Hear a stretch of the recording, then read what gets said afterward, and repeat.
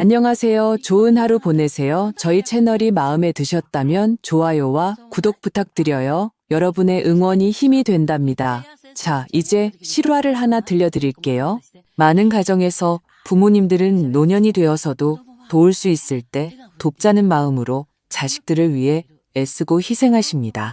하지만 안타깝게도 온 마음을 다한 헌신이 감사 대신 무관심, 심지어 모멸감으로 돌아오는 경우가 있습니다. 오늘 여러분께 들려드릴 이야기는 64살 한 어머니의 사연입니다. 그녀는 직접 사비로 산 영양제와 분유값, 그리고 설레는 마음을 가득 안고 갓 태어난 손주를 돌보러 갔습니다. 3대가 함께하는 행복하고 단란한 삶이 시작될 것이라 믿었죠.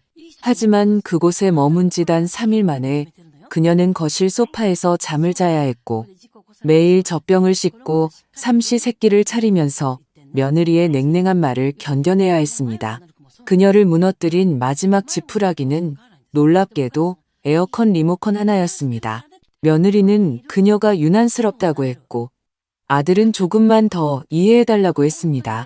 집안의 누구도 진정으로 그녀의 편이 되어주지 않았습니다. 하지만 아무도 예상하지 못했습니다. 그녀가 집으로 돌아온 뒤 아무 말 없이 단 한 가지 행동을 했을 뿐인데 그 젊은 부부를 순식간에 공황 상태로 만들었다는 것을요.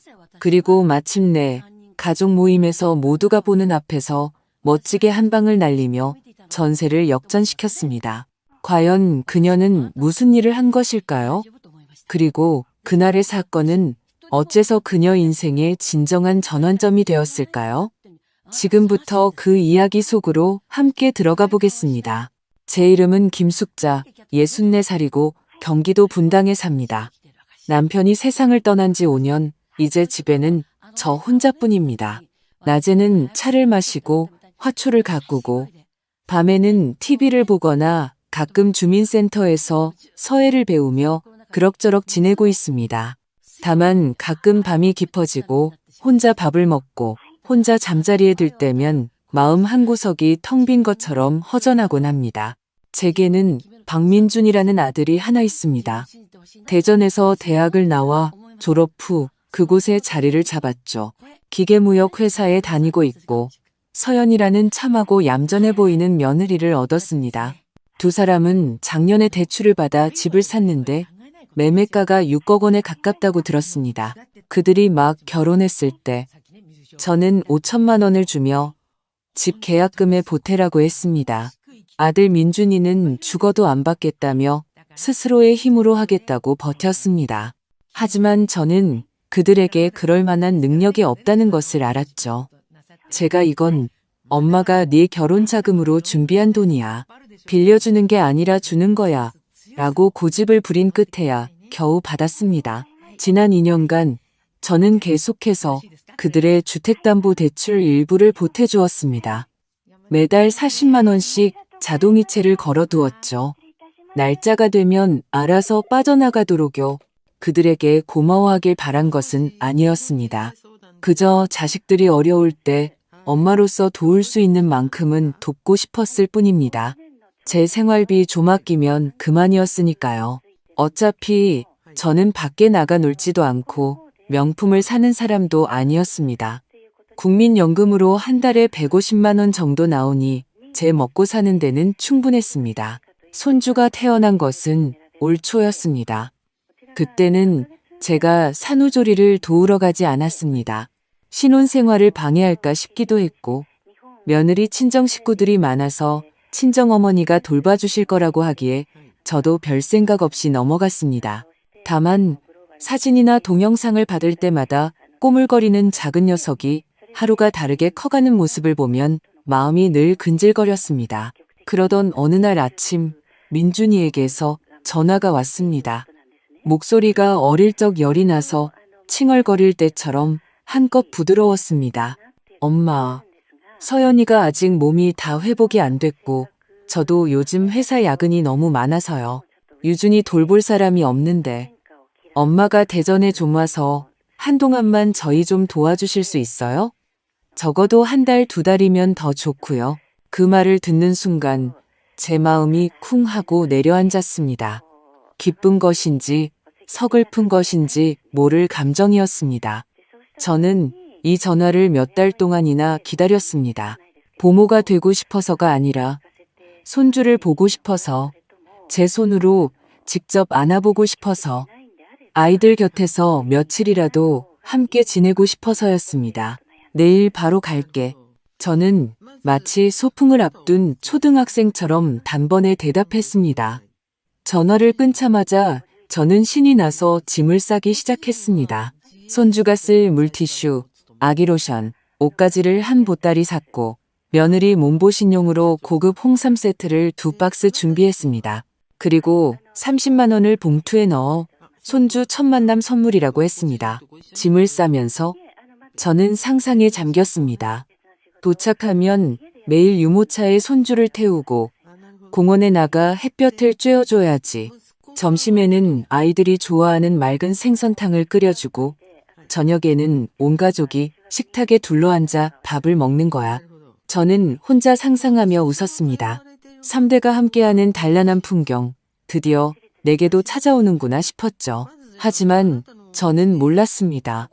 이번 대전행이 행복을 누리러 가는 길이 아니라 현실에게 혹독한 가르침을 받으러 가는 길이었다는 것을요. KTX가 대전역에 들어서는 순간 제 심장이 쿵쾅거리기 시작했습니다. 대전 날씨는 분당보다 훨씬 따뜻했고 햇살은 눈이 부실 정도였습니다. 저는 양손에 큰 짐 가방을 들고 역을 나섰습니다. 민준이가 출구에서 저를 기다리고 있었습니다. 여전히 마른 몸에 구겨진 폴로 셔츠를 입은 모습이 무척 피곤해 보였습니다. 하지만 저를 보자 환하게 웃었습니다. 엄마, 고생하셨어요. 고생은 무슨. 너희들 볼 생각에 기쁘기만 한데. 저는 웃으며 짐을 건넸습니다. 차는 그들의 집 앞에 멈췄습니다. 지은 지 얼마 안 된 아파트였는데 외벽은 세련된 회색 타일로 마감되어 제법 근사해 보였습니다. 그들의 집은 5층, 한 층에 2가구씩 있는 구조였습니다. 엘리베이터 문이 열리자마자 은은한 분유 냄새가 풍겨왔고 제 심장은 다시 한번 빠르게 뛰었습니다. 며느리 서연이가 문을 열어주었습니다. 얼굴에는 미소를 띠고 있었지만 목소리는 나긋나긋했습니다. 어머니, 오셨어요? 오시는 길 힘드셨죠? 어서 들어오세요. 그녀는 홈웨어 원피스를 입고 머리를 단정하게 묶은 채 깨끗하게 화장한 얼굴이었습니다. 예전과 똑같이 온화하고 예의 바른 모습에 제 마음도 조금은 놓였습니다.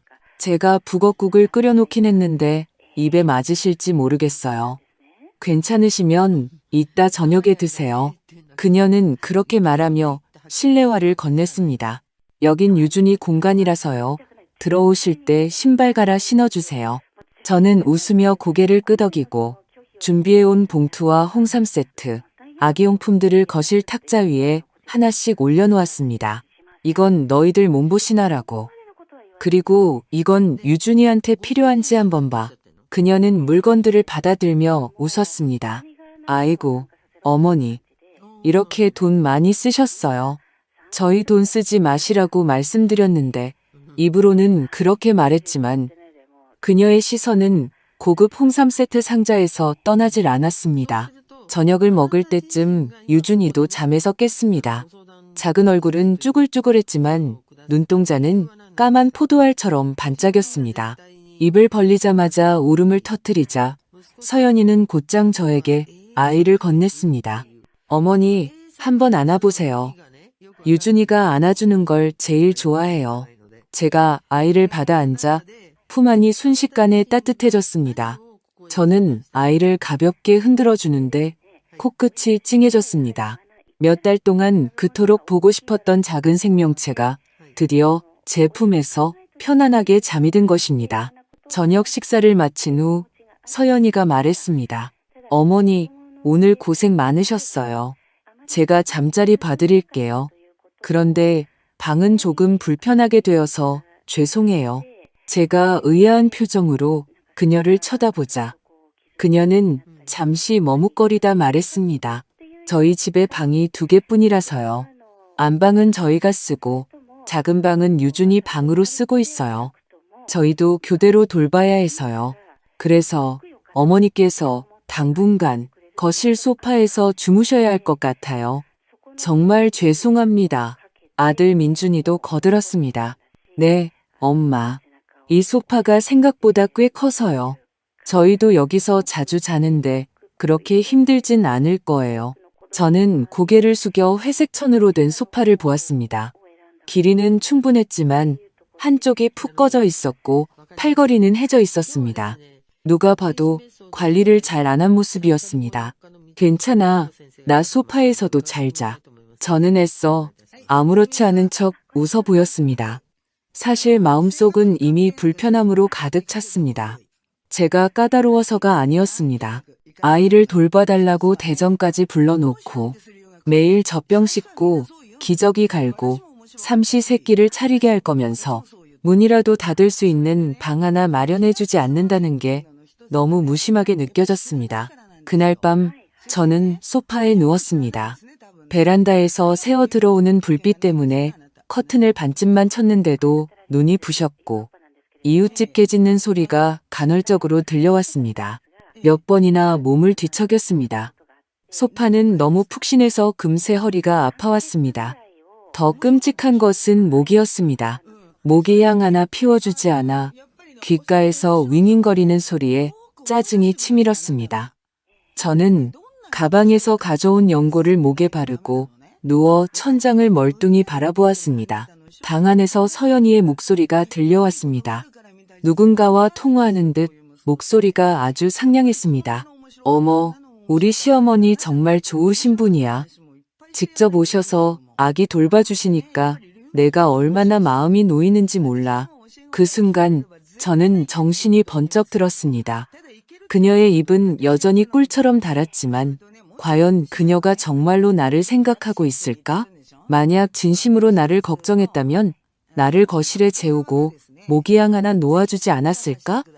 저는 한숨을 쉬며 자조적인 웃음을 지었습니다. 이제 겨우 첫날 밤인데 벌써 잠을 이룰 수가 없었습니다. 날이 채밝기도 전에 저는 잠에서 깼습니다. 허리는 밤새 누가 두들겨 팬 것처럼 뻣뻣했습니다. 저는 방 안에 사람들이 깰까봐 조심스럽게 몸을 일으켰습니다. 집안은 고요했고 오직 베란다에서 불어오는 바람에 커튼이 흔들리는 소리만 들렸습니다. 저는 살금살금 부엌으로가 물을 끓여 유준이 젖병을 소독할 준비를 했습니다. 그런데 부엌 싱크대에는 어젯밤 설거짓거리가 그대로 쌓여 있었고 밥솥에는 찬밥이 반쯤 남아 있었습니다. 정말 피곤했나 보구나. 저는 속으로 한숨을 쉬었습니다. 물을 끓이고 세탁실로 가서 어제 널었던 아기 옷을 걷었습니다. 7시가 되었지만 서연이는 아직 방에서 나오지 않았습니다. 저는 그녀를 깨우지 않고 혼자 부엌을 깨끗이 정리했습니다. 식탁을 닦고 마트에 가서 장을 봐왔습니다. 어젯밤 그녀가 냉장고가 비었다고 했던 말이 생각나 생선과 애호박, 달걀을 샀습니다. 점심에는 간단하고 담백하게 애호박 생선 맑은 탕을 끓여줄 생각이었습니다. 9시쯤 유준이가 울기 시작했습니다. 저는 급히 냄비를 내려놓고 방으로 달려갔습니다. 문은 잠겨있지 않았습니다. 서연이는 침대에 앉아 스마트폰을 보고 있었습니다. 저를 보고도 눈길 한번 주지 않았습니다. 어머니, 애가 깼나 봐요. 배고픈가 본데요. 그녀는 스마트폰을 옆에 내려놓고 느릿느릿 가운을 걸치고 나왔습니다. 어머니가 먼저 먹이세요. 저는 좀 이따가 할게요. 저는 아이를 받아 안고 달랬습니다. 아이의 체온은 부드럽고 따뜻했고 몸에서는 분유 냄새가 났습니다.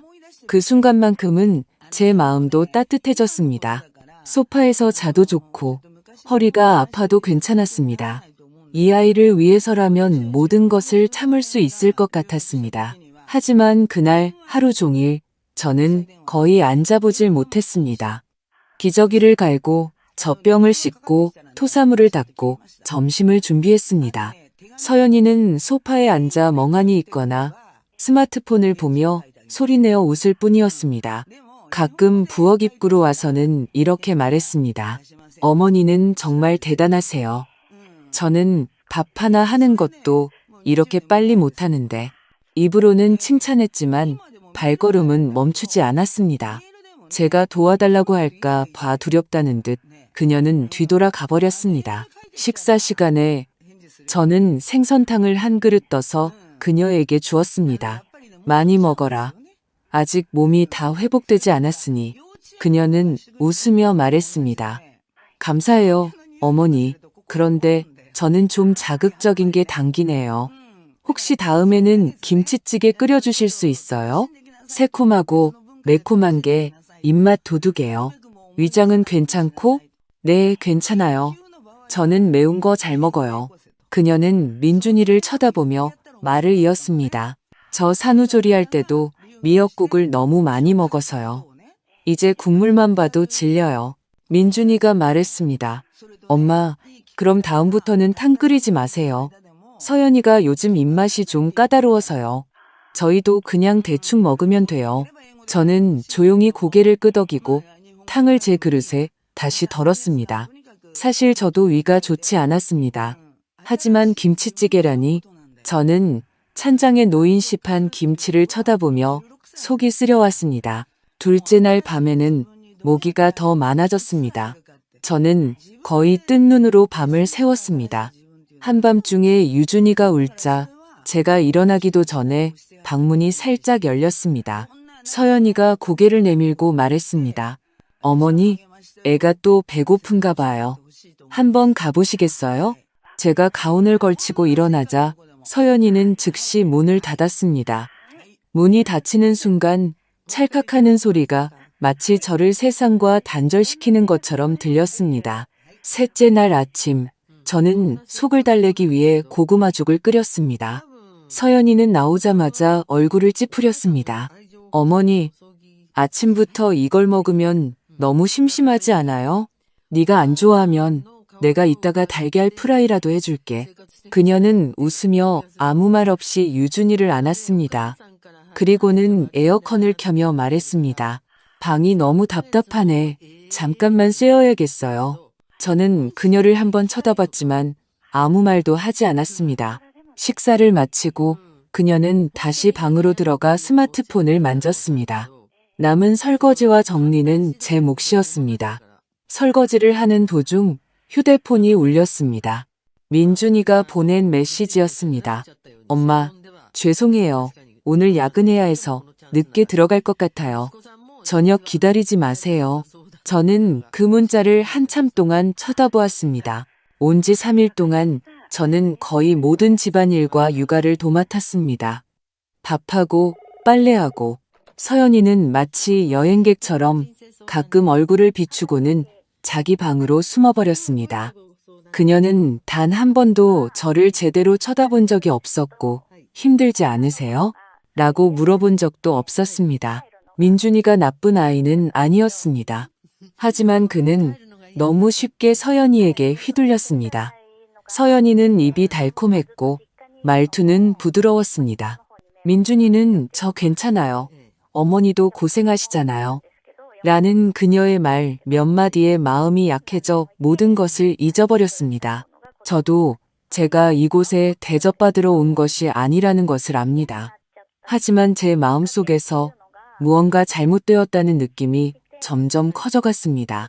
이건 돕는 것이 아니었습니다. 이건 숨쉬는 무료 가사도우미 취급을 받는 것이었습니다. 저는 억지로 서운함을 삼키며 빨래를 널면서 스스로에게 다짐했습니다. 조금만 더 참자. 저들이 안정을 찾으면 집으로 돌아가면 돼. 하지만 저는 몰랐습니다. 그날 오후 고양이조차 움직이기 싫어할 만큼 더운 날씨에 작은 행동 하나가 제 이성의 끈을 완전히 끊어버릴 줄은요. 그날 오후는 정말 더웠습니다. 거실의 큰 창문이 서쪽을 향해 있어 햇볕이 그대로 쏟아져 들어왔고 바닥마저 뜨거웠습니다.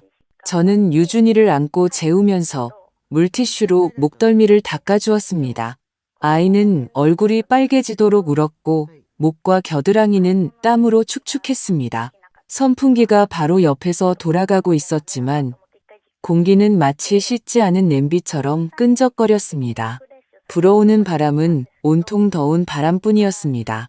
저는 아이의 이마에 맺힌 땀을 보고 마음이 아팠습니다.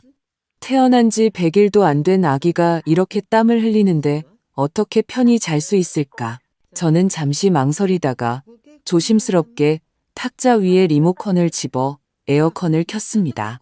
삑 하는 소리와 함께 에어컨에 불이 들어오고 시원한 바람이 서서히 불어나오기 시작했습니다. 그 순간 저는 정말로 안도의 한숨을 내쉬었습니다. 저는 소파로 돌아와 앉았습니다. 품에 안긴 유준이는 더 이상 울지 않았고 작은 주먹을 쥔 채 제 가슴에 기댔습니다. 몸도 더 이상 뜨겁지 않았습니다. 저는 아이를 소파 위 아기 매트리스에 조심스럽게 눕히고 작은 수건을 덮어준 뒤 소파에 기대앉았습니다. 집 안이 드디어 조금 시원해졌습니다. 저도 피곤해서 눈을 감고 잠시 눈을 붙이려 했습니다. 하지만 잠이 들기도 전에 탁 하는 소리가 들렸습니다. 저는 벌떡 눈을 떴습니다. 서연이가 에어컨 아래에 서 있었고 손에는 리모컨이 들려 있었습니다. 어머니, 낮에는 에어컨 켜지 마세요. 밤새도록 트는데 이번 달 전기세 폭탄 맞겠어요. 저는 순간 무슨 말인지 알아듣지 못했습니다. 에어컨 바람이 멈추고 기계가 삐빅 소리를 내며 꺼지는 소리만 들렸습니다. 거실 전체의 공기가 텅 비어버린 것 같았습니다. 서연이는 돌아서서 느긋한 말투로 말했습니다.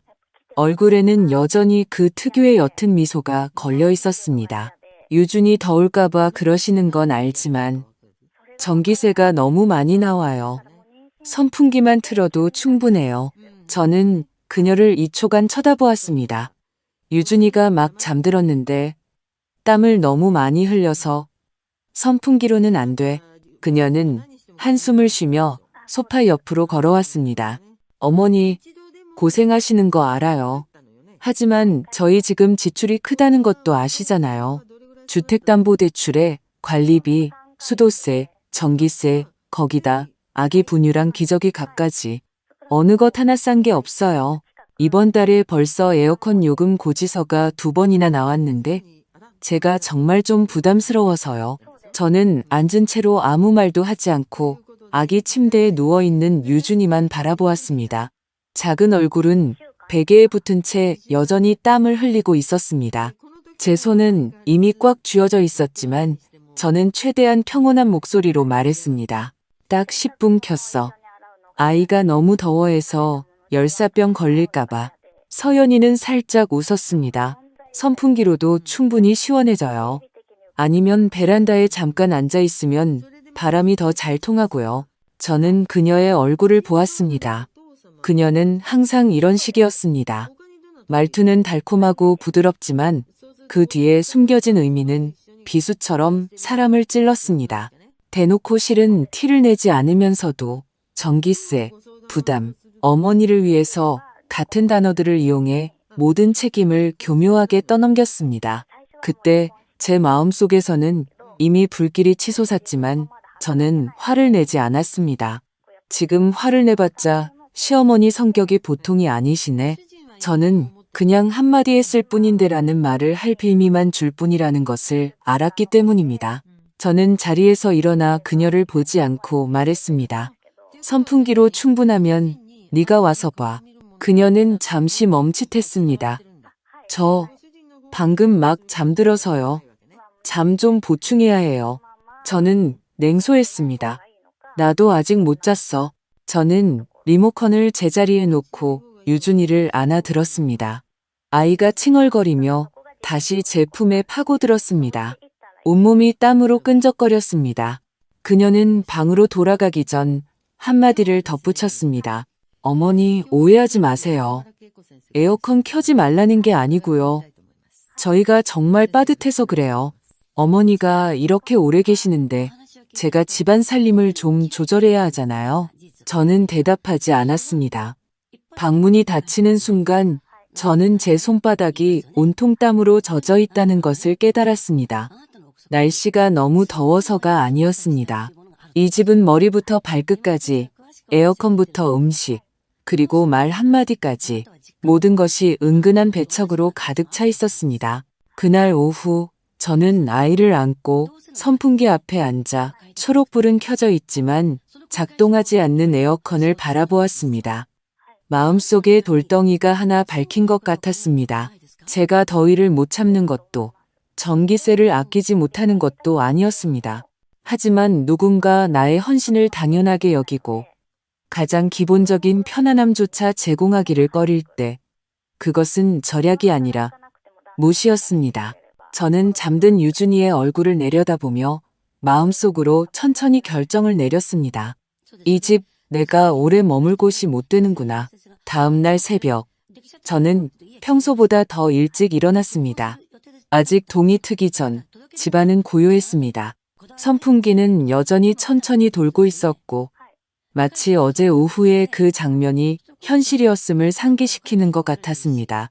저는 거실 소파에 앉아 유준이에게 젖을 먹이며 그 천진난만한 얼굴을 보았습니다. 아이는 자신의 할머니가 어젯밤 잠 못 이루고 뜬 눈으로 밤을 새웠다는 것을 알지 못했습니다. 잠이 안 와서가 아니라 자고 싶지 않아서였습니다. 제 마음은 평온했지만 그 평온함은 무뎌진 뒤의 냉정함이었습니다. 저는 유준이를 작은 침대에 눕히고 수건을 덮어준 뒤 아이가 깨지 않았는지 확인하고 자리에서 일어났습니다. 부엌으로 가서 고구마죽을 끓이고 달걀 프라이 2개를 부치고 사과도 좀 깎았습니다. 늘 그랬듯이 남을 챙기기 전에 모든 것을 먼저 준비했습니다. 밥을 다 차렸지만 입맛이 없었습니다. 저는 방으로 들어가 어젯밤 미리 정리해둔 짐을 문가로 옮겼습니다. 그리고 다시 소파에 앉아 종이와 펜을 꺼냈습니다. 저는 소리치거나 싸우고 싶지 않았습니다. 이런 집은 이치로 따질 곳이 아니었습니다. 말을 많이 해봤자 오해하신 것 같아요. 저희는 그런 뜻이 아니었어요. 같은 사람을 화나게 하면서도 반박할 수 없는 말만 돌아올 뿐이었습니다. 저는 딱 한 줄만 썼습니다. 집에 급한 일이 생겨 먼저 분당으로 간다. 유준아 잘 지내렴. 할미가 다음에 또 보러 올게. 쪽지를 식탁 위에 올려놓고 벽시계를 보았습니다. 아침 6시 30분. 집안은 아직 깊은 잠에 빠져 있었습니다. 저는 조심스럽게 문을 열고 닫기 전에 뒤를 돌아보았습니다. 제가 3일 밤을 잤던 소파, 그리고 리모컨은 있지만 저를 위해 작동하지 않았던 그 에어컨이 보였습니다. 제가 이 집을 사랑하지 않아서가 아니었습니다.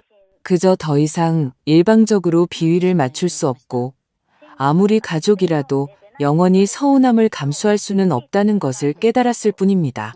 엘리베이터에서 내려서자 새벽 공기가 축축하게 느껴졌습니다. 저는 짐을 끌고 골목 어귀로 나가 택시를 불렀습니다. 기사님은 제 짐을 보고 호기심 어린 눈으로 물었습니다. 어디 가세요? 이른 아침부터 나오셨네. 집에요. 대전에 놀러 오셨었나 봐요? 저는 고개를 저었습니다. 아니요. 손주 보러 왔었어요. 3일 있었는데 충분하네요. 기사님은 백미러로 저를 한번 쳐다보더니 더는 묻지 않았습니다. 창밖의 풍경이 하나씩 뒤로 물러났고 동쪽에서 햇살이 비치기 시작했습니다.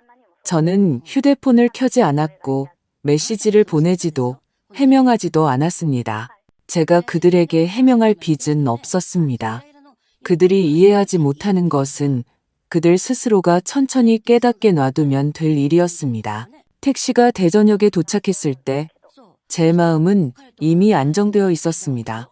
기분이 좋아서가 아니라 더 이상 무조건 마음 약해지지 않기로 결심했기 때문입니다. 분당집에 도착해 짐을 끌고 올라갔습니다. 문을 열자 텅 빈 집이 마치 깊은 우물처럼 저를 맞았지만 이상하게도 마음이 편안했습니다. 저는 짐을 내려놓고 따뜻한 물 한 잔을 단숨에 마셨습니다. 그리고 서재 책상으로 가 서랍 속에 있던 주택담보대출 자동이체 신청서를 꺼내 찢어버렸습니다. 저는 그들을 2년 반 동안 도왔습니다. 한 달에 40만 원씩 30개월이면 거의 1, 200만 원에 가까운 돈이었습니다. 그들이 제가 도와준 것을 기억이나 할까요? 단 한 번이라도 제게 힘들지 않냐고 물어본 적이 있었나요? 없었습니다. 그들은 오직 낮에는 에어컨을 켜면 안 된다는 것, 음식이 너무 싱겁다는 것, 분유값이 비싸고 전기세가 많이 나온다는 것만 기억했습니다. 그날 오후 민준이에게서 전화가 왔습니다. 받지 않았습니다. 곧이어 메시지가 왔습니다. 엄마, 서연이가 그러는데 아침에 갑자기 가셨다고요. 혹시 어디 편찮으세요? 병원 모시고 갈까요?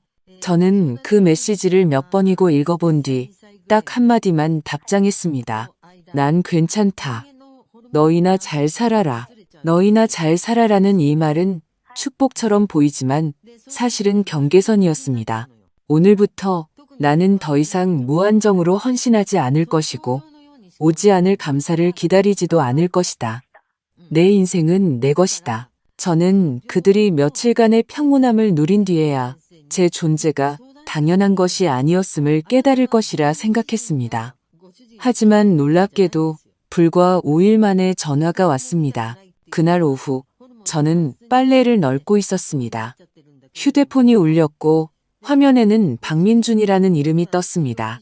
저는 서두르지 않고 세 번째 벨이 울릴 때쯤 통화 버튼을 눌렀습니다. 엄마, 그의 목소리는 다소 경직되어 있었지만 애써 혹시 이체하는 거 잊으셨어요? 라는 말을 꾹 누르는 듯 했습니다. 저는 모르는 척 했습니다. 무슨 이체? 대출금이요. 엄마가 계속 도와주시던 거 자동이체 해지하셨어요? 응, 해지했다. 저는 차분한 목소리로 말했습니다. 나도 내 생활비가 있고 언제까지고 너희를 부양할 수는 없잖니. 전화기 저편에서 잠시 침묵이 흘렀습니다. 그리고 민준이가 조심스럽게 물었습니다. 혹시 서연이가 뭐 잘못한 거 있어요? 엄마가 너무 갑자기 가셔서 저희도 걱정 많이 했어요. 몸이 안 좋으신 건 아닌지 저는 웃으며 말했습니다. 내 몸은 아주 건강해. 그냥 피곤해서 집에 와서 좀 쉬고 싶었을 뿐이야. 엄마, 저희가 그런 뜻이 아니었는데. 그는 힘없이 말을 흐렸습니다. 기분 푸시고 저희가 앉아서 제대로 이야기하면 아니, 그냥 이대로 그만두자. 곧 대출금 빠져나갈 날인데. 민준아, 저는 그의 말을 잘랐습니다. 너는 이제 애가 아니야. 나는 너희의 비상금 통장이 아니라고. 너희가 대출받아 집 사기로 결정한 건 두 사람이 한 선택이지 내가 강요한 게 아니잖니. 그는 다시 침묵했습니다. 몇 초 후 그가 낮은 목소리로 말했습니다. 알아요. 하지만 요즘 저희가 정말 힘들어서. 너희가 힘든 건 너희 문제지. 내 돈은 땅 파서 나오는 게 아니야. 엄마, 제가 안 돕겠다는 게 아니라. 저는 잠시 말을 멈췄습니다. 내가 너희를 돕는 건 정 때문이었어. 이제 내가 피곤해서 그만두는 건 내 본분이야. 그의 숨소리가 멎는 것이 느껴졌지만 그는 아무 말도 하지 않았습니다. 그 전화가 끊긴 지 2시간이 채 되지 않아 집 전화가 울렸습니다. 발신자 번호를 보니 민준이가 아니면 서연이일 거라는 예감이 들었습니다. 역시나 전화를 받자 그녀의 부드러운 목소리가 들려왔습니다. 어머니, 저 서연이에요. 가신 지 며칠 되셨는데 몸은 괜찮으세요? 푹 쉬셨어요? 저는 하고 짧게 대답하고 별말을 하지 않았습니다. 하지만 그녀는 제 태도를 눈치채지 못한 듯 웃으며 말을 이었습니다. 저희도 그날 어머니가 왜 갑자기 가셨는지 계속 생각했어요. 혹시 마음에 담아두신 일이라도 있으세요? 제가 뭐 잘못한 거 있으면 말씀해 주세요. 제가 꼭 고칠게요. 저는 잠시 침묵하다가 막 입을 열려는데 그녀의 목소리가 갑자기 조금 낮아지며 빨라졌습니다. 그런데 어머니, 사실 저희가 이번 달에 지출이 좀 빠듯해서요. 어머니가 계속 저희 대출금 도와주신 거 저희 다 마음에 새기고 있어요. 근데 이번 달에 갑자기 끊기면 은행에서 돈이 빠져나가야 하는데 정말 문제가 생길 것 같아서요. 저는 냉소했습니다. 너는 내 건강이 걱정돼서 전화한 거니? 아니면 돈 독촉하러 전화한 거니? 아니에요. 그녀는 다급하게 말했습니다. 어머니, 오해하지 마세요. 저는 그냥 어머니가 혹시 감정이 좀 격해지신 건 아닌가 걱정돼서요. 만약 지난번 에어컨 일 때문에 기분이 상하셨다면 사실 그건 별일 아니잖아요. 말씀하시면 저희가 어떻게 그런 걸로 서운해하겠어요. 너는 참 말을 쉽게 하는구나. 제가 말했습니다. 그날 너도 웃으면서 내가 에어컨 켜면 안 된다고 젊은 사람들이 살기 얼마나 힘든지 아냐고 하지 않았니? 어머니, 저는 저희가 얼마나 힘든지 이해해달라는 뜻이었어요. 그녀의 목소리는 서운함이 가득했습니다. 어머니가 오셔서 당연히 기뻤죠. 하지만 저희 세 식구 살림도 빠듯하잖아요. 어머니도 보셨다시피 분유값, 기저귀값 다 돈인데 저희도 그렇게 넉넉하게 사는 건 아니거든요. 너희가 넉넉하지 못하면 너희가 아껴야지. 왜 나를 아끼게 만들어? 저는 한 글자 한 글자 힘주어 말했습니다. 내가 너희 집에 손주 돌보러 가서 소파에서 자고 입에 안 맞는 음식 먹고 모기한테 물려도 아무 말 안 했어. 그런데 너는? 내가 잠깐 눈 좀 붙이려니까 달려와서 에어컨을 끄면서 밤새 틀었으니 낮에는 아끼자고 했지. 네가 아까운 건 전기세였니? 아니면 내가 너무 편해 보이는 게 싫었니? 그녀는 순간 아무 말도 하지 못했습니다. 제가 말을 이었습니다. 더 이상 연기하지 마라. 나도 세상 물정 모르는 사람 아니야. 너는 매일 방에 틀어박혀서 스마트폰이나 만지작거리고 머리는 미용실 다녀온 것처럼 완벽하고 얼굴 화장은 내 결혼식 날보다 더 곱게 하더구나. 내가 손주 돌볼 때 너는 어디 있었니? 그녀의 목소리가 변했습니다. 날카로워졌습니다. 어머니, 저는 산후조리 중이잖아요. 저한테 어떻게 그렇게 말씀하실 수 있어요? 너는 산후조리가 아니라 황제처럼 군림하고 있었지. 저는 감정 없이 대꾸하고 말을 이었습니다. 똑똑히 들어도 나도 숨쉬는 사람이야. 너희 집의 현금 인출기도 아니고 너희 집의 하녀도 아니야. 내가 도운 건 내가 원해서였어. 이제 내가 원하지 않으니 더 이상 돕지 않을 거야. 서연이는 잠시 조용하더니 갑자기 싸늘한 목소리로 말했습니다. 이렇게 갑자기 그만두시는 게 어디 있어요? 말씀 한마디 없이. 유준이는 어떡하고요? 저희는 어떡하라고요? 어른이 약속을 그렇게 쉽게 어기시면 안 되죠. 약속? 저는 웃었습니다. 내가 처음에 너희를 돕겠다고 한 건 인정이었지 법적 의무가 아니었어. 대출은 너희 이름으로 받은 거고 아이는 너희 책임이야. 내가 너희 계약서에 서명한 제3자라도 되니? 그녀는 기가 막힌 듯 짧게 픽 하고 웃었습니다. 그럼 앞으로 손주 볼 생각도 하지 마세요. 저는 차갑게 대답했습니다. 내가 유준이를 보든 안 보든 그건 내 선택이지. 네가 나를 협박할 카드가 아니야. 전화기 저편에서 쾅소리와 함께 전화가 끊겼습니다. 저는 수화기를 내려놓고 베란다로 돌아갔습니다. 햇살이 얼굴에 쏟아져 눈이 부셨지만 더 이상 땀에 젖지도 에어컨 때문에 모욕감을 느끼지도 교묘한 말에 휘둘리지도 않았습니다. 저는 폭풍이 이제 막 시작되었음을 알았지만 더는 두렵지 않았습니다. 저도 정이 없는 사람은 아니지만 다시는 제 목숨, 제 돈, 제 선의를 바쳐 보답할 생각조차 없는 척박한 땅에 물을 주지는 않을 것입니다. 그 통화 이후 저는 그들의 어떤 연락도 받지 않았습니다. 카카오톡 대화창에는 민준이가 보낸 메시지 몇 개가 와 있었습니다. 대략 엄마, 진정하세요. 서연이도 속상해서 그런 거예요. 저희가 다시 잘 이야기해봐요. 같은 내용이었습니다. 저는 한 글자도 답장하지 않았습니다. 그런데 사흘째 되던 날 저녁 가족 단톡방이 터졌습니다. 행복한 우리 가족이라는 이름의 카카오톡 단체 채팅방이었습니다. 제 여동생이 몇 년 전 아팠을 때 집안 대소사를 알리기 위해 만든 방이었습니다. 멤버는 많지 않았고 주로 제 사촌 동생 몇 명, 조카들, 그리고 먼 친척 몇 명이 포함되어 있었습니다. 물론 서연이와 민준이도 있었습니다. 평소에는 건강 정보나 좋은 글귀, 아침 인사 이모티콘이 오가던 방이었습니다. 그런데 그날 갑자기 긴 캡처 화면 하나가 올라왔습니다. 서연이가 올린 것이었습니다. 실명을 거론하지는 않았지만 내용은 마치 저를 위해 맞춤 제작한 것처럼 정확했습니다. 어떤 분들은 나이가 드시면서 성격이 변하나 봐요. 처음에는 아기 돌보러 와주시는 줄 알았는데 사흘도 안 돼서 감정적으로 행동하시더니 말도 없이 떠나버리셨어요. 나중에는 대출금 지원도 끊어버리셨고요. 갓난아기 키우느라 저희도 빠듯한데 이런 식의 감정적 협박까지 당하니 정말 마음이 힘드네요. 저는 그 글을 쳐다보았습니다.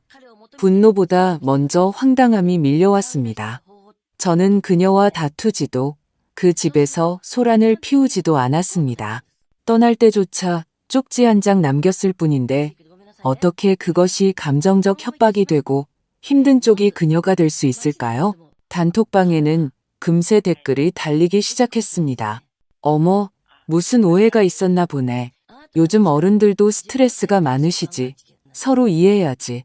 서연이 힘들겠다. 아기 키우고 집안일 하느라. 가끔 시어머니들이 몰라주실 때가 있어. 시어머니가 숙자 형님 아니야? 민준이 엄청 예뻐하셨잖아.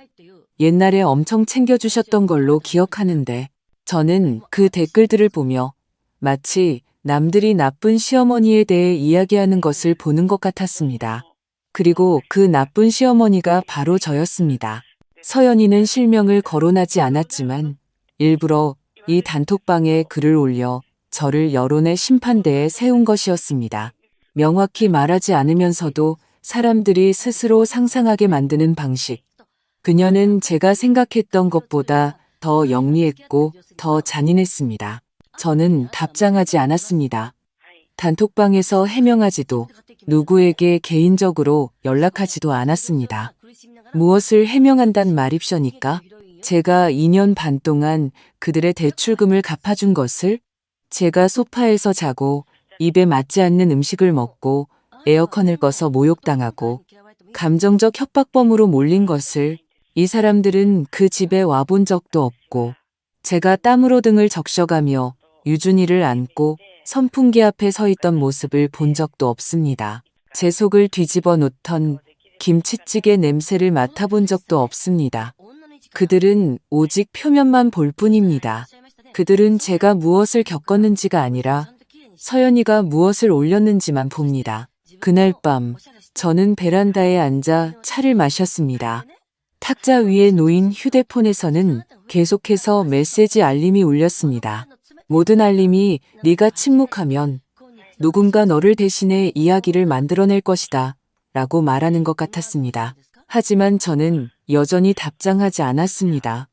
제 마음은 그 어느 때보다 명확했기 때문입니다. 해명은 내 말을 들어줄 의지가 있는 사람에게 하는 것이지 이미 나에 대해 결론을 내린 사람들에게 하는 것이 아니었습니다. 저는 휴대폰을 끄고 일어나 빨래를 걷었습니다. 베란다의 바람에 빨랫줄이 가볍게 흔들렸습니다. 문득 이상한 기분이 들었습니다. 이번 라운드는 그녀가 이겼습니다. 하지만 그녀가 이긴 것은 입으로 떠드는 약간의 우월감, 그리고 단톡방에서 받은 몇 개의 힘내, 네가 최고야 같은 이모티콘 뿐이었습니다. 저는 서두르지 않을 것입니다. 더 이상 해명할 생각도 없습니다. 제가 원하는 것은 자존심 싸움이 아니라, 제가 반격하지 않는 것이 아니라 더 이상 상대할 가치를 느끼지 못한다는 것을 그들이 깨닫게 하는 것이었습니다. 그날은 제 조카 민호의 약혼식이었습니다. 장소는 서울 강남구에 있는 한 레스토랑이었습니다. 붉은색 식탁보와 눈부신 샹들리에가 걸린 곳이었습니다. 저는 사실 참석하고 싶지 않았습니다. 마음도 복잡하고 안색도 좋지 않았기 때문입니다. 하지만 민호의 엄마, 즉 제 올케가 직접 전화를 해서 형님, 꼭 오셔서 얼굴 비춰주셔야 해요. 자리를 빛내주세요 라고 하는 바람에 어쩔 수 없이 가게 되었습니다. 제가 식장에 들어서자 모든 사람의 시선이 마치 바람에 흔들리는 밀밭처럼 일제히 저에게로 쏠렸습니다. 그 친척들은 최근 며칠간 단톡방에서 서연이가 쓴 마음 찢어지는 일기를 보고 이미 각자 나름의 추측을 하고 있었습니다. 저는 구석 자리에 앉아 주빈석에서 멀리 떨어져 말없이 고개만 끄덕이며 미소 지었습니다. 서연이도 와 있었습니다. 단정하고 품위 있는 옷차림에 옅은 화장을 한 얼굴은 유난히 연약해 보였습니다. 그녀는 아이를 데리고 친척들 사이를 오가며 음식이 나올 때마다 한마디씩 덧붙였습니다. 요즘 애가 밤에 자꾸 깨서요. 민준 씨도 바쁘고 저 혼자 돌보려니 정말 힘드네요. 그래도 어쩌겠어요. 버텨야죠. 한마디 한마디가 저를 지목하지는 않았지만 모든 문장이 저를 향하고 있었습니다. 할머니가 계셨으면 유준이가 밤에 저렇게 울지는 않았을 텐데 어머니가 갑자기 분당으로 돌아가셔서 저희는 아직도 이유를 잘 몰라요. 그녀는 목이 맨 듯 말했습니다. 소리치지도 욕하지도 않고 그저 연약함을 보일 뿐이었습니다. 하지만 그 연약함은 사람들의 마음을 아프게 하고 편을 들게 만들었습니다. 아니나 다를까 식탁에 앉은 친척들이 수군거리기 시작했습니다. 요즘 어른들 모시기 정말 힘들어. 네가 너무 잘해주니까 오히려 당연하게 생각하는 거야. 서연이가 너무 착해서 그래. 시어머니가 너무 간섭하시니 저렇게 되는 거지. 저는 따뜻한 물을 한 모금 마시고 아무 말도 하지 않았습니다. 하지만 제 인내심은 저희도 왜 갑자기 가셨는지 모르겠어요. 아마 너무 사소한 일에 서운해하셨나 봐요. 라는 서연이의 말에 산산조각이 났습니다. 저는 찻잔을 내려놓고 의자를 뒤로 살짝 밀며 일어섰습니다. 그리고 주빈석으로 걸어갔습니다. 죄송합니다. 제가 나이가 들어서 귀가 어두워서요. 방금 누가 저더러 사소한 일에 서운해한다고 한 것 같은데 식탁 전체가 조용해졌습니다. 저는 서연이를 쳐다보며 말했습니다. 네가 내가 왜 떠났는지 모른다고 했지? 그럼 내가 오늘 알려줄게. 여기 계신 모든 분들도 들으시라고. 제 목소리는 크지 않았지만 한 글자 한 글자가 아주 느리게 울려 퍼졌습니다. 마치 수면에 돌을 던지는 것처럼 사람들의 마음을 흔들었습니다. 내가 대전에 너희를 돌보러 온 건 아들 민준이가 전화로 부탁해서 온 거야. 나는 분당에서 손주 옷까지 네 몸보신하라고 산 홍삼 세트, 축하봉투, 아기용품 하나도 빠짐없이 챙겨갔어.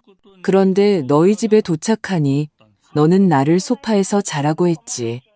모기향도 에어컨도 사생활도 없는 소파에서 네가 먹고 싶다는 김치찌개를 끓여주느라 내 속은 쓰렸고 내 아이가 땀으로 흠뻑 젖어서 에어컨을 5분 켰더니 너는 달려나와서 끄면서 저는 몸에 열이 많아서 안 더워요 라고 했지.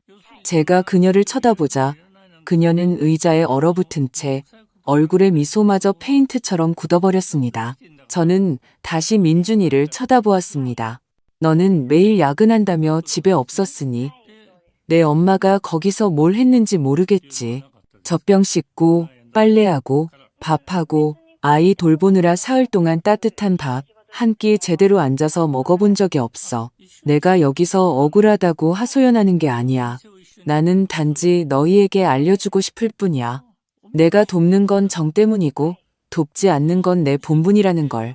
저는 핸드백에서 A 사용지 한 장을 꺼내 펼쳤습니다. 이건 내가 지난 2년 반 동안 매달 40만 원씩 너희 주택담보대출 갚으라고 이체해준 내역이야. 총 얼마인지 아니? 거의 200만 원이야. 장내가 완전히 조용해졌습니다. 누군가 작게 숨을 들이마시는 소리가 들렸습니다. 저는 또 다른 종이 한 장을 꺼냈습니다. 그것은 당초 은행에 제출했던 자동이체 신청서 사본이었습니다. 위에는 제 친필 서명이 있었습니다. 이런 것들 원래는 말할 생각이 없었어. 꺼내서 생색낼 생각도 전혀 없었고. 하지만 오늘 내가 깨달은 게 있어. 어떤 사람들에게는 명확하게 말해주지 않으면 그는 영원히 네가 자기에게 빚졌다고 생각한다는 걸. 서연이의 얼굴은 잿빛이 되었고 입술은 하얗게 질렸습니다. 무슨 말을 하고 싶었지만 한마디도 꺼내지 못했습니다. 민준이는 고개를 숙인 채 마치 잘못을 저지른 아이처럼 술잔을 꽉 쥐고 있었습니다. 저는 식탁 전체를 둘러보며 차분하지만 또렷한 목소리로 말했습니다. 제가 손주를 사랑하지 않는 것도 아들을 아끼지 않는 것도 아닙니다. 저는 그저 문득 한 가지 사실을 깨달았을 뿐입니다. 사람은 자신을 소중히 여기지 않는 사람들을 위해 무작정 자신을 희생해서는 안 된다는 것을요. 저는 제 자리로 돌아왔습니다. 울지도 흥분하지도 않고 그저 자리에 앉아 남은 물을 마셨습니다. 친척들은 서로 얼굴만 쳐다볼 뿐 아무도 더 이상 왜 갑자기 갔을까라고 말하지 않았고 서연이가 너무 안 됐다고 말하는 사람도 없었습니다. 그 순간 저는 제가 이겼다는 것을 알았습니다. 체면을 이긴 것이 아니라 제 자신의 존엄성을 되찾은 것이었습니다. 약혼식이 끝나고 사흘 뒤 민준이가 유준이를 데리고 찾아왔습니다. 문을 열자 그는 분유 가방과 배낭을 든 채 아이를 품에 안고 있었습니다. 얼굴은 초췌했고 옷은 구겨져 있었습니다. 마치 밤새 폭풍우를 뚫고 나온 사람 같았습니다. 엄마, 그가 말했습니다. 유준이 데리고 엄마 집에 며칠만 좀 있어도 될까요? 저는 아무 말 없이 몸을 비켜 그를 안으로 들였습니다. 서연이는 제가 아이를 받아 앉아 작은 얼굴이 붉게 상기되어 있고 눈빛이 피곤해 보였습니다. 처가에 갔어요. 그가 낮은 목소리로 말했습니다. 요즘 감정 기복이 심해서 며칠 가서 지내고 싶다고 하더라고요. 서로 좀 진정할 시간도 필요하고요. 저는 고개를 끄덕이고 아이를 시원한 돗자리에 눕혔습니다. 아이는 작게 몸을 웅크리고 잠이 들었습니다. 마치 집안에 폭풍이 몰아쳤다는 것을 아직 모르는 듯 했습니다. 저는 물을 끓여 차를 우려냈습니다. 찻주전자와 찻잔 2개를 탁자 위에 놓고 민준이에게 의자를 가리키며 앉으라고 했습니다. 그는 불안하게 앉아 옷자락을 비비꼬며 제 눈을 쳐다보지 못했습니다. 저 혼내실 거죠? 그가 말했습니다. 혼내다니? 제가 피식 웃었습니다. 내가 너를 혼내고 싶었으면 진작에 혼냈겠지. 하지만 그거 아니? 지금 내 마음은 혼내는 것보다 더 실망스럽단다. 그는 고개를 숙였습니다. 마치 부정행위를 하다 걸린 학생처럼요. 너는 예전에 이런 애가 아니었어. 제가 그를 보며 말했습니다. 어릴 때 네가 열이 40도까지 올랐을 때 나 혼자 오토바이 태워서 너를 응급실에 데려갔어. 집에 와서는 죽을 쑤어 약을 먹여야 했지. 그때 내 눈빛은 맑았어. 잘못한 일이 있으면 스스로 인정했고 넘어져도 혼자 일어섰지. 그런데 지금 너는 왜 이렇게 됐니? 내 아내가 한마디 하면 아무 말도 못하고 그 애가 아무것도 안 해도 너는 아직 회복 중이라고 하고 나를 존중하지 않아도 너는 그런 뜻이 아닐 거라고 하고 내가 서운해하면 너는 엄마가 좀 참아달라고 했지. 민준이는 대답하지 않고 그저 제가 갈등이 싫어서요. 집안이 시끄러운 게 싫었어요 라고 중얼거렸습니다. 네가 갈등이 싫어서 모든 갈등을 다른 사람에게 떠넘겼구나. 네가 시끄러운 게 싫어서 나더러 계속 참으라고 했구나. 제가 그를 보며 차갑고 느린 목소리로 말했습니다. 민준아, 나는 네 아내의 하녀가 아니야. 내 감정의 보험선도 아니라고. 그가 고개를 들자 눈가가 붉어져 있었습니다. 제가 잘못했어요. 네가 뭘 잘못했는데? 제가 죄문했습니다. 제가 엄마랑 서연이 사이에서 계속 피하기만 했어요. 서연이가 가끔 무리한 말을 한다는 걸 알면서도 제가 말하기 귀찮아서 그냥 뒀어요. 그의 눈빛은 공허했습니다. 엄마가 한 발 물러서면 서연이도 한 발 물러서서 모든 게 조용히 지나갈 거라고 생각했어요. 그런데 너는 몰랐구나. 양보가 문제를 해결하는 게 아니라 문제를 키운다는 걸. 제가 한 글자 한 글자 힘주어 말했습니다. 네가 물러서고 내가 물러서서 결국 그 애 혼자 서게 됐지. 너는 말 못하는 아들이 됐고 나는 마음대로 부릴 수 있는 부모가 됐고 그 애는 집안에서 유일하게 목소리를 낼 수 있는 사람이 된 거야. 그의 입술이 미세하게 떨리며 엄마, 죄송해요 라고 중얼거렸습니다. 저는 고개를 저었습니다. 나는 내 사과를 받으려는 게 아니야. 그리고 서연이를 미워하는 것도 아니야. 나는 그 애를 증오하지 않아. 민준이가 놀라 저를 쳐다보았습니다. 그 애는 그의 나름의 방식이 있겠지. 어릴 적 가정 환경이 자신을 먼저 보호하도록 만들었을 수도 있고 아기는 없었겠지만 그 애의 이기심이 내 앞에서 극대화된 거야. 하지만 진짜 가장 큰 책임은 너에게 있어. 제가 그를 뚫어지게 쳐다보았습니다. 너는 게으르고 귀찮은 게 싫고 경계를 세울 용기가 없어. 아내가 화내는 게 두렵고 현실을 마주하는 건 더 두렵지. 네가 문제를 못 본 게 아니라 처리하고 싶지 않았던 거야. 민준이는 마치 뺨을 맞은 것처럼 어깨를 축 늘어뜨린 채 꼼짝도 하지 않았습니다. 저는 차를 한 모금 마시고 깊게 숨을 들이마셨습니다. 하지만 오늘 확실히 말해둘게. 제 목소리는 평온했지만 눈빛은 날카로웠습니다. 이제부터 너희 집일에 나는 더 이상 관여하지 않을 거야. 대출금도 더는 안 갚아주고 아이도 돌봐주지 않을 거고 너희 집에 가지도 않을 거야. 너희가 어떻게 살지는 너희 책임이야. 그가 고개를 들며 물었습니다. 그럼 유준이는요? 이제 안 보실 거예요? 저는 잠든 아이의 이마를 부드럽게 쓰다듬었습니다. 당연히 보고 싶지. 하지만 나 자신을 희생하면서까지 그 애를 사랑하고 싶지는 않아. 네가 데리고 오면 환영이야. 할머니 보러 와서 며칠 놀다 가는 건 괜찮아. 하지만 나는 더 이상 너희 집에 무슨 일이 생기거나 누가 아프거나 누가 싸웠을 때 달려가는 소방수가 되지 않을 거야. 저는 잠시 말을 멈추고 민준이의 눈을 똑바로 쳐다보았습니다. 너는 이제 아버지야. 가정을 어떻게든 일으켜 세우는 법을 배워야 해. 나에게 의지해서도 아내가 우는 것에 의지해서도 안 돼. 오직 내 스스로 한 뼘 한 뼘 일으켜 세워야 해. 민준이의 눈가가 붉어졌습니다. 엄마, 저 정말 잘 못할까봐 무서워요. 괜찮아. 제가 고개를 끄덕였습니다. 사람은 누구나 두려움을 느껴. 하지만 두려움은 너에게 도망치라는 이유가 아니라 책임을 연습하라는 시작점이야. 우리 사이에는 오랫동안 침묵이 흘렀습니다. 창밖의 햇살이 낡은 등나무 의자에 쏟아졌습니다.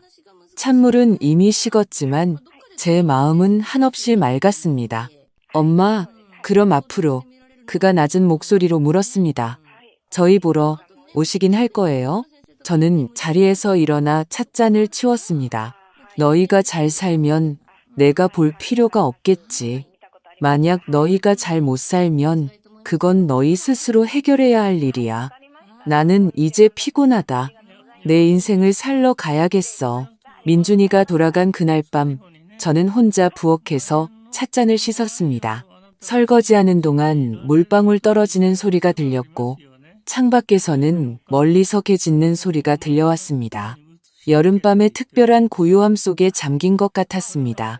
저는 컵을 하나씩 닦아 선반에 올리고 손을 닦고 베란다에 앉았습니다. 멀리 보이는 가로등을 보며 한 가지 생각이 천천히 떠올랐습니다. 나는 아주 오랫동안 진정으로 나 자신을 위해 살아본 적이 없구나. 지난 몇 년간 제 삶은 온통 그들이 나를 얼마나 필요로 하는가, 내가 얼마나 더 도와줄 수 있는가를 중심으로 돌아갔습니다. 저는 그것이 사랑이라고 믿었고 인내가 존중을 가져다 줄 것이라 생각했고 헌신이 감정을 깨울 것이라고 믿었습니다. 하지만 이제 저는 압니다. 경계 없는 선의는 자비가 아니라 방종이라는 것을요. 다음 날 아침 저는 주민센터에 가서 서해반에 등록했습니다.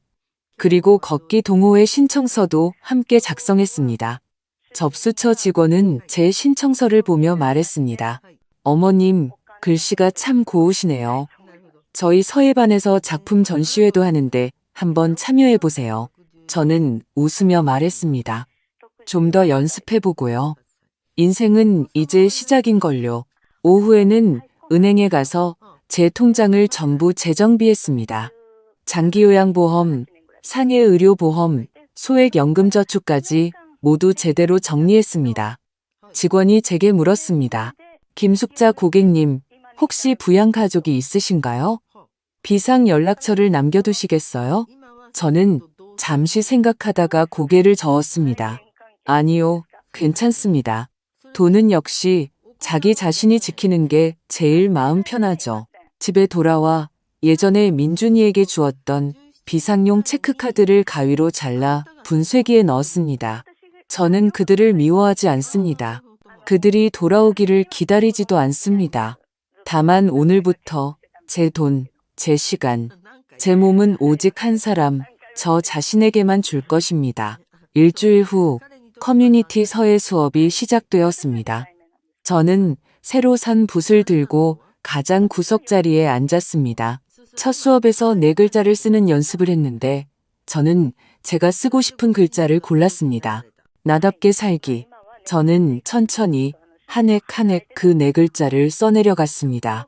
글씨를 다 쓰자 옆자리의 아주머니가 사탕을 하나 건네며 말했습니다. 숙자 씨, 이따가 우리 콩국수 먹으러 갈 건데 같이 갈래요? 저는 고개를 끄덕였습니다. 좋아요. 저 콩국수 좋아해요. 우리 일행은 주민센터를 나와 보도를 따라 천천히 걸었습니다. 발걸음은 빠르지도 느리지도 않았습니다. 저녁 바람이 불고 시시콜콜한 이야기가 오갔습니다. 누군가 저를 보며 말했습니다. 요즘 얼굴이 예전보다 훨씬 좋아졌어요.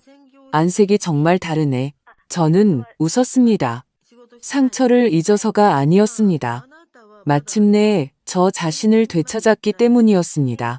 저는 더 이상 그들이 제가 얼마나 힘들었는지 기억해줄지 묻지 않습니다. 제가 그들을 위해 얼마나 희생했는지 계산하지 않습니다. 한 걸음만 더 참으면 그들이 바뀔지도 모른다는 도박을 하지 않습니다. 저는 그저 앞으로의 모든 날이 저에게 속해 있다는 것을 명확히 압니다.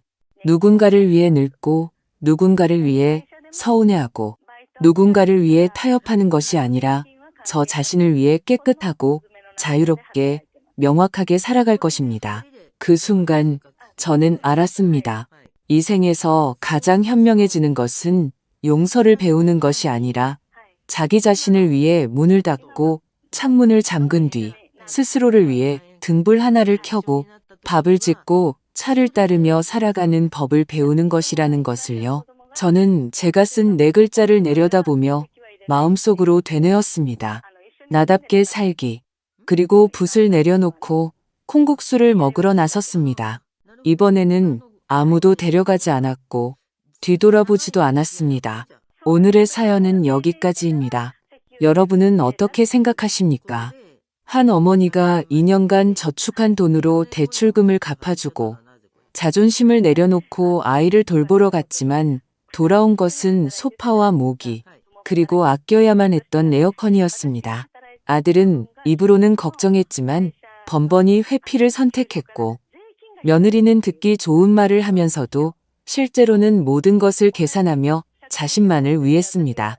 여러분은 김숙자 씨의 마지막 선택이 옳았다고 생각하시나요? 만약 당신이라면 어떻게 했을까요? 자식을 위해 계속 참아야 할까요? 아니면 그녀처럼 적절한 때에 경계를 명확히 긋고 자신의 삶에 대한 주도권을 되찾아야 할까요? 혹시 비슷한 상황을 겪어본 적이 있으신가요? 헌신이 당연하게 여겨지고 양보가 나약함으로 취급받았던 경험이 있나요?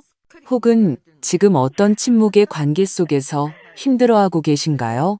댓글창에 여러분의 생각과 경험, 그리고 선택을 남겨주세요. 모든 댓글은 하나의 목소리이자 하나의 생각이며 어쩌면 지금 이 순간 누군가에게 꼭 필요한 조언이 될 수도 있습니다. 이 이야기가 주는 깨달음에 공감하신다면 구독 버튼을 눌러주시고 이 사연을 주변 사람들에게 공유해주세요. 더 많은 사람들이 참지 않는 것, 서운해하지 않는 것 역시 노년의 지혜가 될 수 있음을 알게 되기를 바랍니다.